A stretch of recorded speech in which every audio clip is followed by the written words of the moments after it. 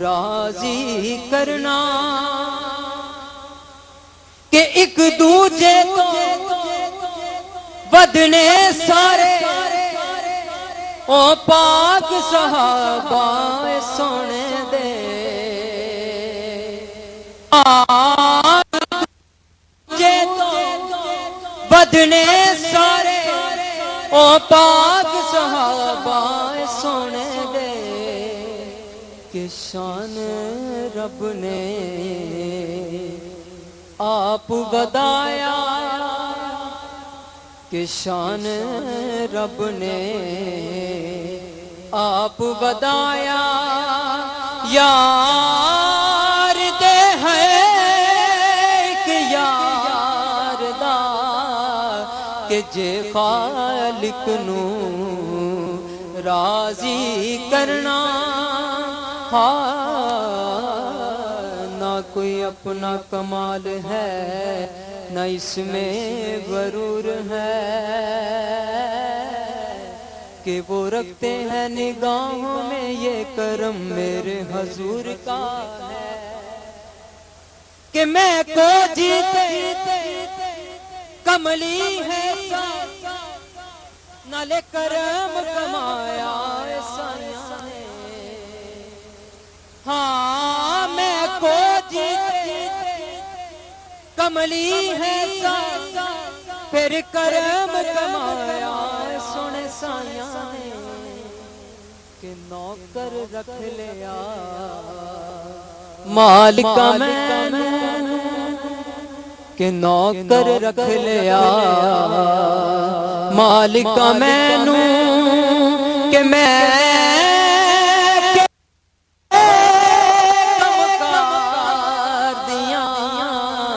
کہ نوکر رکھ لیا مالک میں کہ میں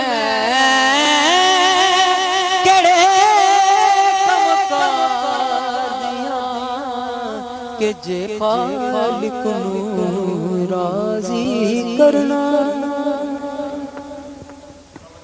نعت رسول مکرم صلی اللہ علیہ وسلم پنجابی زبان کا یہ سادہ اور خوبصورت کلام آپ نے سنا محمد وقاص نقشبندی سے. گفتگو ہماری جاری ہے. ہمارا موضوع ہے مغفرت اور بخشش. علامہ محمد علی کریمی ہمارے ساتھ تشریف فرما ہے. علامہ صاحب سوال میرا یہ ہے کہ جب بندہ اللہ رب العزت کی بارگاہ سے مغفرت طلب کرتا ہے بخشش کی گزارش اور سفارش کرتا ہے اللہ رب العزت کی رحمت کس طرح پھر بندے کو ڈھانپتی ہے یہ طریقہ کار کیا ہوتا ہے؟ جی ناظرین بڑا اہم ترین سوال یہاں اٹھایا گیا اور اس پر ہم جب احادیث مبارکہ کی طرف نظر کرتے ہیں تو احادیث سے یہ بات ثابت ہوتی ہے کہ جب ایک بندہ صدق کے دل کے ساتھ رب کی مغفرت کو طلب کرتا ہے اور بخشش کی گزارش رب قدوس کی بارگاہ میں کرتا ہے تو اللہ تعالیٰ کی رحمت پھر اس بندے کی طرف کامل طور پہ متوجہ ہو جاتی ہے. بخاری کے اندر حدیث موجود ہے ایک شخص جو پہلی قوموں میں سے گزرا نبی کریم صلی اللہ تعالی وسلم نے اس کا ذکر فرمایا.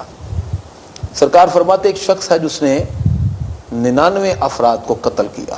اللہ اکبر. اور اس کے بعد وہ کسی راہب کے پاس آیا اور اسے کہنے لگا کہ میں نے 99 افراد کو قتل کیا ہے کیا میری مغفرت ممکن ہے؟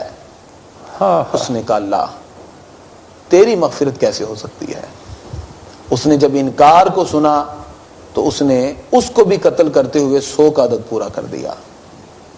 پھر اس کے دل میں یہ خیال آیا کہ یہ تو مجھ سے پھر برا ہوا. پھر کسی سے سوال کیا تو کسی نے بتایا کہ فلاں بستی میں اللہ والے رہتے ہیں وہاں جا کے ان سے گزارش کرو تو یقیناً تمہارے گناہوں کی معافی ہو جائے گی. وہ بندہ اپنے دل میں مغفرت اور بخشش کے جذبات رکھ کے ابھی صرف چلا ہے دل میں احساس ندامت ہے کہ مجھ سے یہ کام غلط ہوئے 100 قتل کرنے کے بعد. میرے آقا ارشاد فرماتے ہیں وہ بندہ اس بستی کی طرف چلا ابھی راستے میں تھا کہ اس کی موت کا وقت قریب آ جاتا ہے لیکن جب اس کی روح قفص انصری سے پرواز ہونے لگی تو اس کے پاس چارہ تو تھا نہیں کہ اڑ کے اس بستی تک پہنچ جاتا. میرے آقا فرماتے ہیں اس نے اپنا سینہ اس بستی کی طرف کیا اور اپنا سینہ اس طرف کر کے وہ گرا اور اس کی روح قفص انصری سے پرواز کر جاتا. اللہ اکبر. فرشتے آ جاتے ہیں رحمت کے بھی اور عذاب کے بھی. رحمت والے فرشتے اس کو جنت میں لے جانے کے لیے آ گئے اور عذاب والے فرشتوں اس کو جہنم میں لے جانے کے لیے. فرشتوں کا آپس میں کلام شروع ہوا.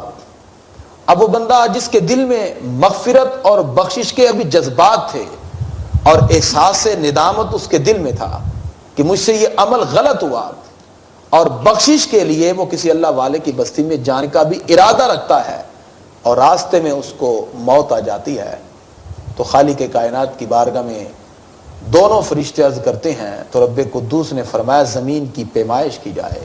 اللہ اکبر. اس کا زیادہ اللہ والوں کی اس بستی کی طرف تھا یا جدھر سے وہ چلا.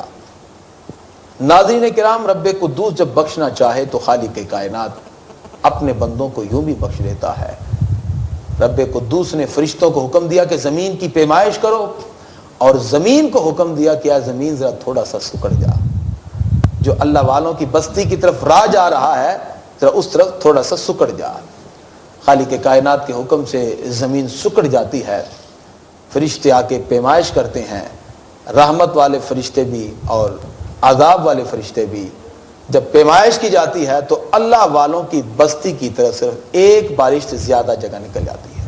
اللہ اکبر. یعنی اس میں دیکھا کہ جب اس کی پیمائش کی گئی تو صورتحال یہ ہے کہ وہ جہاں سے چلا تھا وہاں سے لے کر اللہ والوں کی بستی کی طرف جب پیمائش کی گئی تو پتہ چلا کہ ایک بالشت ایسی ہے جو اللہ والوں کی بستی کی طرف اس کی زیادہ قریب ہے. اللہ اکبر. تو خالق کائنات نے ایک بالشت کی بنا پر فرشتوں کو حکم دیا کہ رحمت والے فرشتے اس کو لے کر جنت میں چلے جائیں. ناظرین کرام, اس سے معلوم یہ ہوتا ہے کہ خالق کائنات کی رحمت بندے کی طرف متوجہ رہتی ہے. بندہ 100 قتل کرنے کے بعد بھی احساس ندامت اپنے دل میں پیدا کر کے اللہ والوں کی بستی کی طرف چلے, اور ایک بالشت اگر وہ جگہ زیادہ قریب ہو اس جگہ سے جہاں سے وہ چلا تھا, رب قدوس ایک بالشت کی بدولت بھی اس بندے کو جنت میں جگہ عطا فرما دیتا ہے. اس سے معلوم ہوا کہ انسان کو رب قدوس کی بارگاہ سے رجوع کرتے ہی رہنا چاہیے. بے شک خالق کائنات کی رحمت بندے کو اپنے آغوش میں لے لیتی ہے. امام بخاری اور مسلم اس حدیث کو نقل کرتے ہیں, نبی کریم صلی اللہ تعالی وسلم نے ارشاد فرمایا ان اللہ یبسط یدہ باللیل, خالق کائنات رات کو اپنے رحمت کے دست قدرت کو وسیع کر دیتا ہے. لیتوب مسیء النہار, تاکہ دن میں گناہ کرنے والوں کو رب قدوس رات کو معاف فرما دے. اللہ اکبر. اور فرمایا یبسط یدہ بالنہار, اور خالق کائنات اپنے دست رحمت کو دن کے وقت وسیع فرما دیتا ہے تاکہ جن لوگوں نے رات کو گناہ کیے اللہ تعالیٰ صبح کے وقت ان کی بخشش فرما دے. معلوم یہ ہوا کہ دن ہو یا رات ہو رب قدوس کی رحمت کی چادر تنی رہتی ہے. ضرورت اس امر کی ہے کہ بندہ کس طرح رب کی بارگاہ میں اپنی جبین نیاز کو جھکاتا ہے. انسان کو چاہیے کہ وہ کسی بھی طور پر خالق کائنات کی رحمت سے نا امید نہ ہو. مغفرت اور بخشش کے حوالے سے دل میں جذبات رکھتے ہوئے اللہ تعالیٰ کی بارگاہ میں جبین نیاز کو جھکائے اور عرض کرے کہ یا اللہ تیری بخشش سے اور تیری رحمت کے بغیر کوئی چارہ کار نہیں. پھر دیکھیں کہ خالق کائنات کی رحمت کا کس طرح نزول ہوتا ہے. 2 حدیثیں جو آپ کے سامنے پیش کی سے یہ بات معلوم ہوئی کہ ایک بندہ اپنے دل میں احساس ندامت کو پیدا کر کے اور بخشش کی تمنا دل میں رکھ کے صرف اللہ تعالیٰ کے فضل کی طرف چلنا شروع ہو جائے تو رب قدوس کی رحمت اس کی طرف متوجہ ہو جاتی ہے.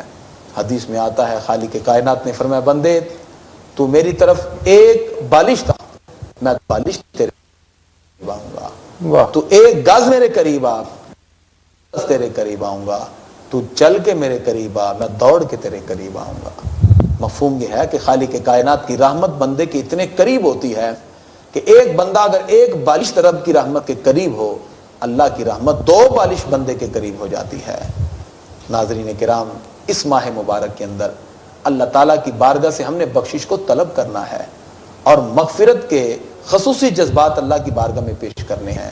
اس بات کہ خالق کائنات یقیناً ہماری خطاؤں سے درگزر فرماتے ہوئے رب قدوس ہمارے گناہوں کو معاف فرمائے گا. یہی جذبہ دل میں رکھ کے دوسرا عشرہ ہم نے اللہ تعالیٰ کی بارگاہ سے مغفرت کو طلب کرتے ہوئے گزارنا ہے۔ بہت شکریہ علامہ محمد علی کریمی صاحب۔ ناظرین کرام، گفتگو اور پیغام آپ سن رہے ہیں مغفرت اور بخشش کے موضوع پر۔ یہاں پروگرام میں ہم کلام شامل کرتے ہیں۔ نعت رسول معظم صلی اللہ علیہ وسلم کے لیے ہمارے ساتھ تشریف فرما ہے محمد وقاص نقشبندی۔ وقاص صاحب کیا پیش کر رہے ہیں اس پر؟ کون سا کلام انتخاب کیا آپ نے؟ میں انشاءاللہ دلیہ آپ کو اردو کا کلام سناؤں گا۔ جی بسم اللہ پیش کیجیے۔ تیرے کرم کے آگے میری ذات کچھ نہیں ہے، تیرے کرم کے آگے میری ذات کچھ نہیں ہے، کہ تو ہے کرم کا داتا، داتا تو ہے کرم کا داتا، تیرے در پہ کیا کمی ہے، تیرے کرم کے آگے میری ذات کچھ نہیں ہے، اور تیرا در ہے میرا کعبہ، تیرا کوچہ میری جنت، تیرا در ہے میرا کعبہ، تیرا کوچہ میری جنت، تیرے چہرے کی تلاوت، تیرے چہرے کی تلاوت میرا حج اکبری ہے، تیرے کرم کے آگے میری ذات کچھ نہیں ہے، کیا تیری شان عالی، کہاں مجھ سا یہ سوالی، کہاں تیری شان عالی، کہاں مجھ سا یہ سوالی، اے مجھے درد دینے والے، مجھے درد دینے والے، تیری بندہ بری ہے، تیرے کرم کے آگے میری ذات کچھ نہیں ہے، تیرے کرم کے آگے میری ذات کچھ نہیں ہے، اور میری لاج رکھنے والے، میری لاج تو پانا، میری لاج رکھنے والے، میری لاج تو نبھانا، تیری ایک نظر کے صدقے، تیری ایک نظر کے صدقے میری بات بن گئی ہے، تیرے کرم کے آگے میری ذات کچھ نہیں ہے، تیرے کرم کے آگے میری ذات کچھ نہیں ہے، کہ کہاں شان بے نیازی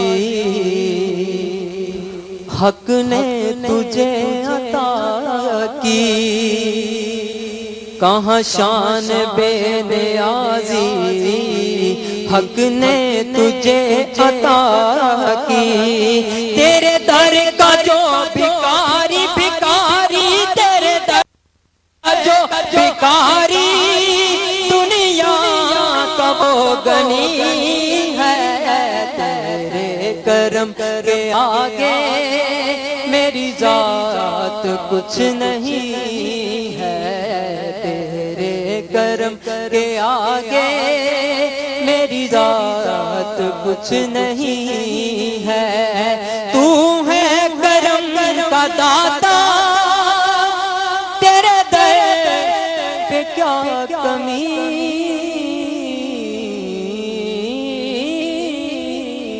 ہے۔ ماشاءاللہ۔ خواتین و حضرات، نعت رسول معظم صلی اللہ علیہ وسلم آپ نے سماعت کی۔ سلسلہ گفتگو ہمارا جاری ہے، موضوع ہمارا ہے بخشش اور مغفرت۔ آج کی اس نشست کا آخری سوال میں علامہ محمد علی کریمی صاحب کی خدمت میں پیش کرنا چاہوں گا۔ ایک بڑا اہم اور دلچسپ سوال بھی ہے، اس حوالے سے معلومات کے اعتبار سے بھی علامہ صاحب، کہ بہت سارے لوگ گناہ کرتے ہیں پھر توبہ کرتے ہیں، بخشش مغفرت مانگ لیتے ہیں، پھر سے گناہ شروع کیے، پھر سے بخشش اور توبہ کی سبیل اختیار کی، اور یہی ریپیٹیشن اور یہی عمل جو ہے اس کا اعادہ ان کی پوری زندگی میں لگا رہتا ہے۔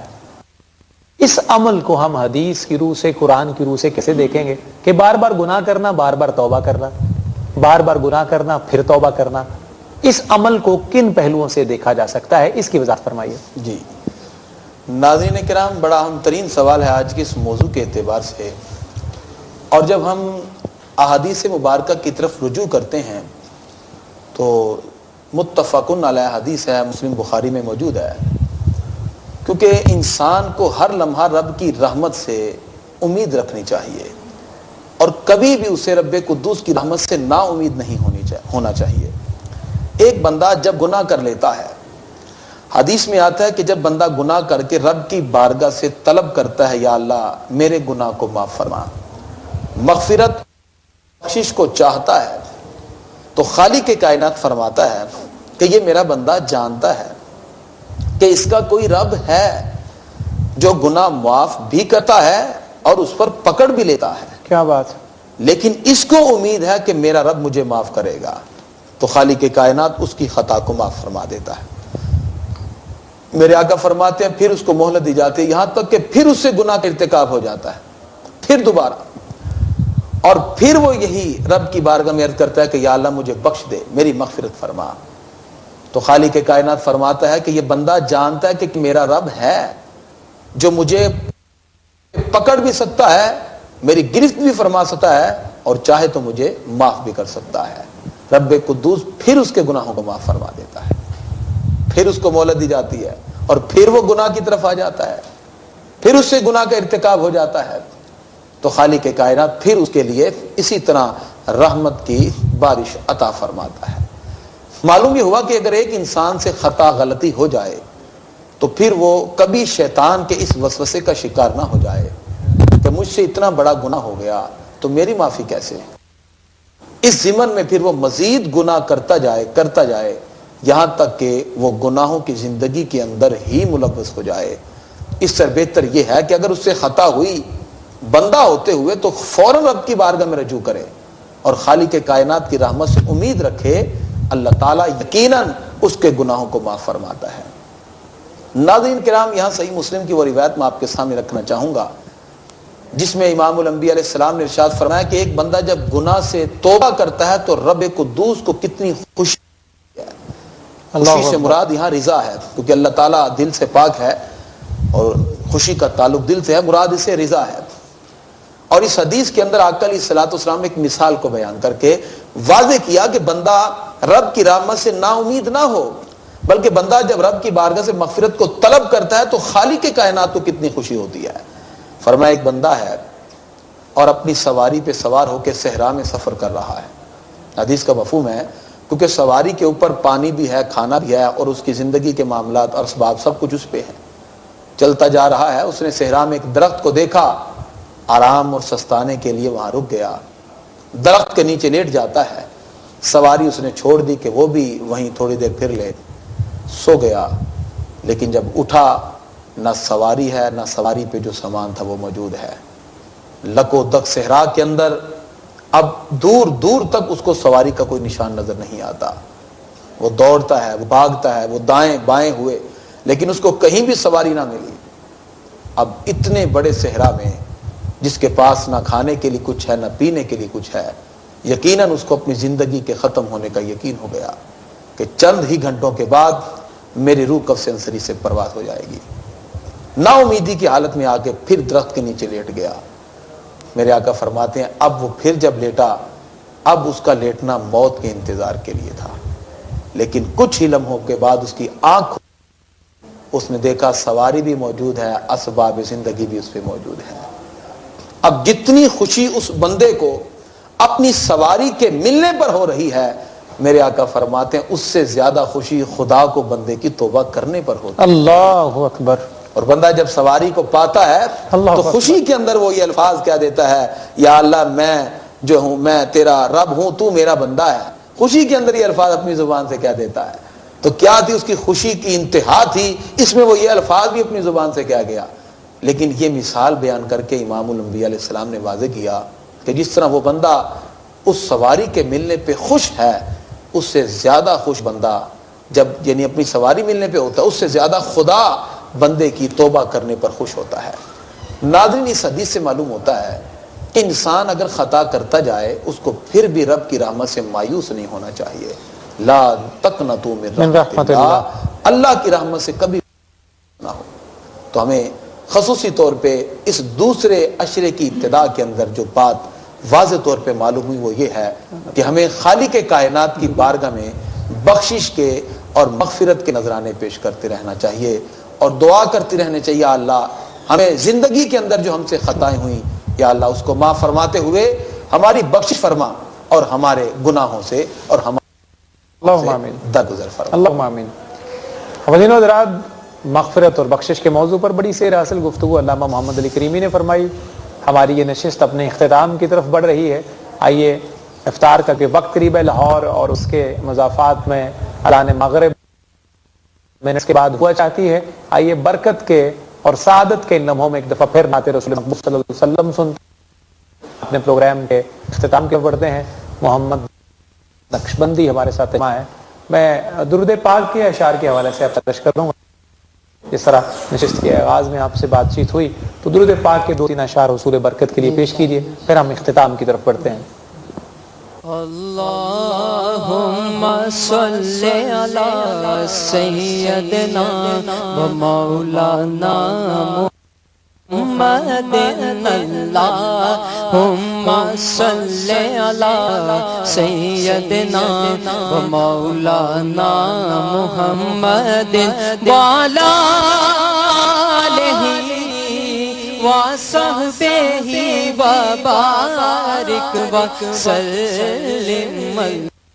اللہم صلی علی سیدنا و مولانا محمد. پوچھا کسی نے